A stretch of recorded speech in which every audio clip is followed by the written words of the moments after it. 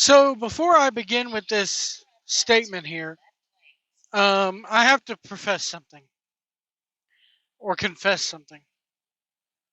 I'm an old white guy. All right. I just turned 40 years old back in January. So I'm an old white dude who does not know no better.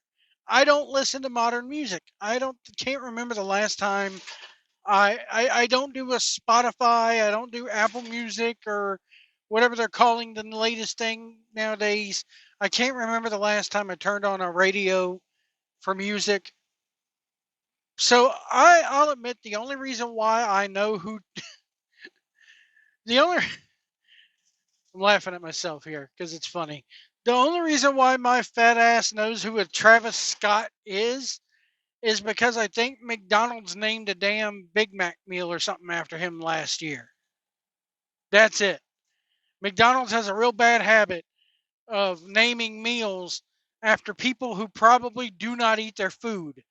They got one right now named after an NBA player. It's like a barbecue sauce big quarter pounder thing. That woman does. She's a WNBA player. You really think she puts your junk in her body? Come on. Anyway, so when Travis Scott showed up with Jey Uso and he's smoking weed and coming down to the ring right there in front of kids, probably not the best message to send kids who they say is their target audience. I was like, oh, okay, whatever. It's on Netflix. They can get away with it. Then fast forward to this past Saturday at Elimination Chamber, he comes out with The Rock, holding his title belt over his shoulder like an idiot. And I'm sitting here thinking to myself, what is this moron doing? Okay, they're doing it just so they can attract they're hoping to get on the old Entertainment Tonight show or Sports Center, whatever the case. Um, so I was like, okay, whatever. But then he starts to put his hands on Cody, and I'm sitting there going, wait a minute. To the best of my knowledge, this guy's not a worker. What is he doing? Like Cena's trying to hold him down so that Rock can whip him with the belt, and this dumb idiot Travis Scott goes over and picks him up by the head and bends his body back in half like a moron. And then Cena has to literally look and force Cody back down into the mat. And then apparently, according to the press conference they did after the show, The Rock told Travis Scott, you don't have to, but if you want to get your hands bloody, you better damn well make it count and do it right. So what does Travis Scott do in the heat of the moment? He smacks Cody Rhodes. Go back and watch the footage. I can't show it here because I'll get dinged for it. But he literally hauls back and just smacks the shit out of Cody Rhodes. Right in the side of his head. Which busts, reportedly, he has a broken eye and a busted eardrum now because of this. And let me tell you guys something, when you have a busted eardrum, you can't fly on planes. You can't go into high elevations. You can't go, elevation changes and pressure changes screw with you so bad that you can't do it. You're stuck. You can't go near any high frequency noises. It sucks. Okay? Which brings me to my point that this idiot, this moron, who's out there, quote unquote, burning sage, that's again a real nice message you want to send your kids. I don't care if it's legal. I don't care. I don't care. It is a gateway drug. I know from personal experience that it can be a gateway drug. I don't care. Whatever your thoughts on it are, I don't care. But you should not have a man who's under the influence out there trying to work a wrestling show, is my opinion.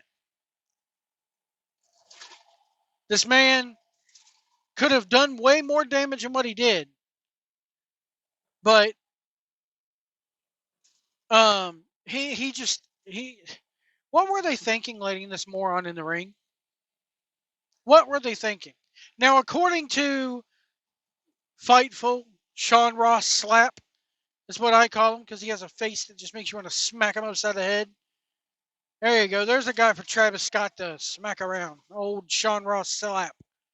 But anyway, apparently this Travis Scott is preparing for a match. He's been training. He wants to do something with WWE. Guys, I got a message for all these celebrities. Stay in your lane. Stay in your lane. With Logan Paul, we got lucky from the standpoint of he went through the actual training and knows how to work. He's a piece of shit human being, but he knows how to work. But I got a feeling when you get these guys from the hip hop community, and I mean, look at what Jelly Roll did. They tried to get Jelly Roll's fat ass in there, and he could barely stand up. So, celebrities, I know you think WWE's cool right now. You can come on down to the ring and have your title belts and say a few words, or sit at ringside with your title belt and wave to the crowd. But don't just stay in your lane, please. I don't want to see you. I don't need to see you. I don't care about you unless you're going to do a Logan Paul and put some real effort into it.